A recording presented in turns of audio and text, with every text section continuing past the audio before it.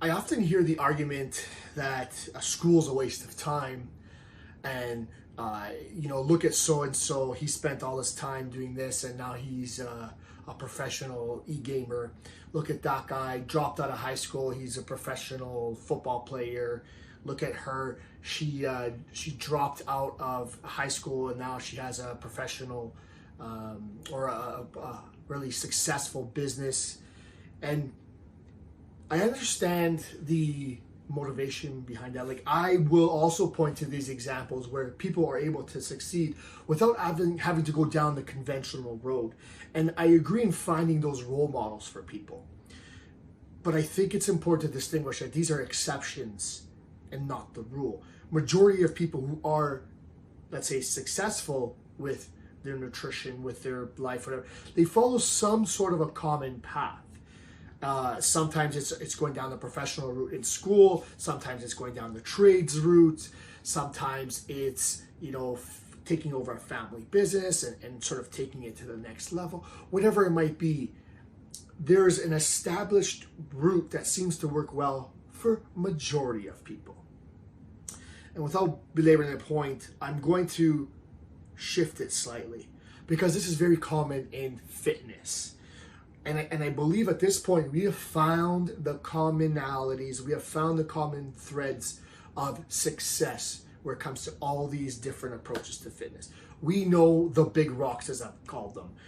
We know protein intake, we know calorie deficit, we know resistance training, we know additional activity throughout the day, we know recovery, hydration.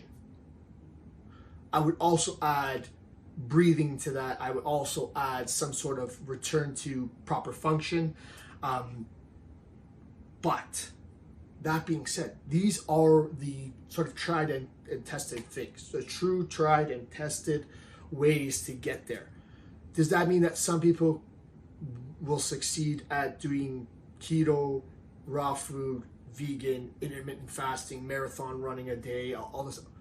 Of course people will. There's exceptions to every rule.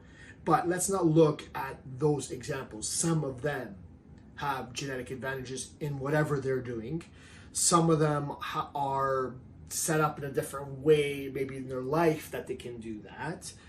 What I try to do is I try to get everything and make it as accessible to everybody as possible. And of course, there are variations. We maybe take the big rocks and adjust one of them for you specifically. We may take one altogether out of there because maybe you can't focus on sleep because you have a little one that's sort of not sleeping throughout the whole night. There are different parts of everyone's scenario that maybe render one of those common success traits not really, it doesn't really apply right now, right? So what I'm saying to you is that we have to find your proper balance. We have to hit as many of those big rocks as possible, because by all means, these are the things that will make you successful. It's okay to adjust things to your life. It's okay to find ways that will make it work for you, absolutely. But we'll start from these big rocks. We'll understand why people have been successful in different ways before, and we'll take those elements and we'll apply them to you. But by all means, always remember, when you're looking at people as examples, make sure they are not the exception to the rule, unless you're just looking for some motivation down that road. And remember that there are rules that will help you to get to that successful end goal. And I'm just here to help you to find those little dials, adjust them to get you to that end result.